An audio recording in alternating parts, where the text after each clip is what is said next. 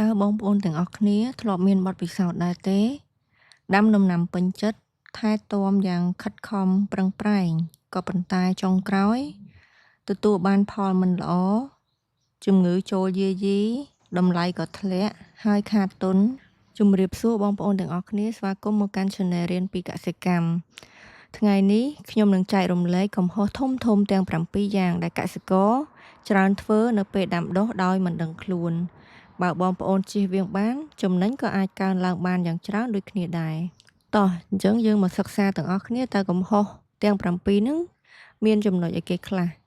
កំហុសទី1មិនស្គាល់ដីរបស់ខ្លួនកំហុសដំបូងគេគឺដាំដោយមិនស្គាល់ប្រភេទដីតើដីនោះជាដីអ្វីដីខ្សាច់ដីល្បាយឬក៏ដីល្បាប់ដំណាំនីមួយៗគឺត្រូវការដីខុសគ្នាហើយបើករណីថាដីយើងមានអាស៊ីតខ្លាំងប៉ុន្តែយើងមិនកែសម្រួល pH មុនដាំនោះទោះដាក់ជីច្រើនប៉ុណ្ណាក៏ដំណាំមិនអាចស្រូបបានល្អផងដែរដំណោះស្រាយអញ្ចឹងយើងគួរតែសាកល្បងពិនិត្យ pH ដីប្រើជីសរីរាង្គបន្ថែមសារធាតុសរីរាង្គ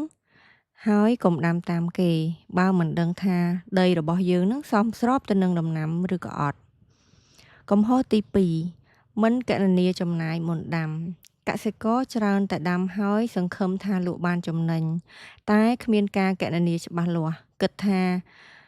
គ្រាប់ពូជតម្លៃប៉ុន្មានជីតម្លៃប៉ុន្មានថ្នាំតម្លៃប៉ុន្មានកម្លាំងពលកម្មតម្លៃប៉ុន្មានចុះតម្លៃទីផ្សារវិញយ៉ាងម៉េចដែរបើគ្មានគម្រោងហិរញ្ញវត្ថុអាចដាំបានផលល្អ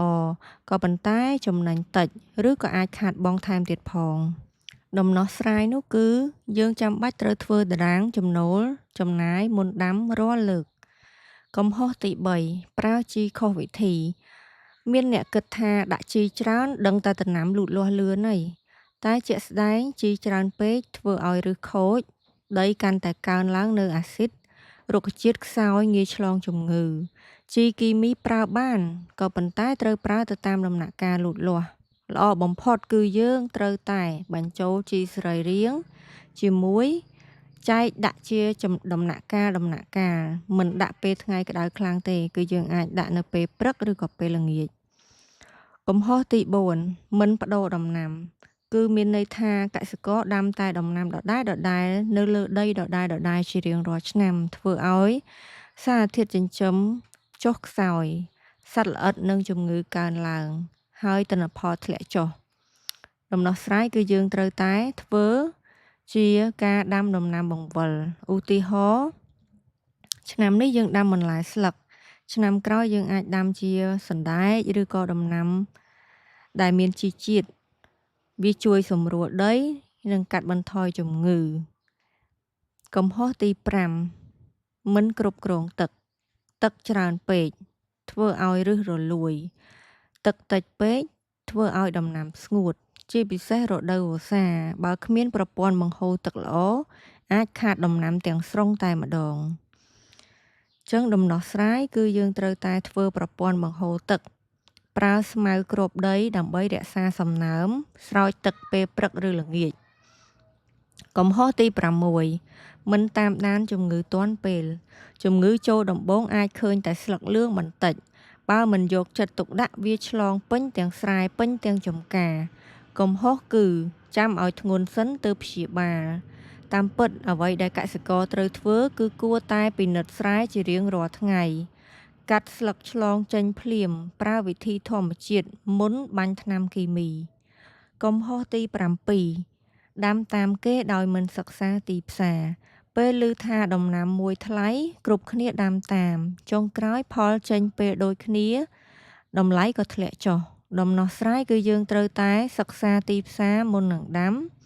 ចែកដំណាក់កាលដាំស្វែងរកអ្នកទិញជាមុនសិនមុននឹងដាំសារៈសំខាន់នោះគឺការដាំដុះមិនមែនគ្រាន់តែការដាក់គ្រាប់ចូលដីទេប៉ុន្តែវាជាការគ្រប់គ្រងជាការគណនាជាការសិក្សា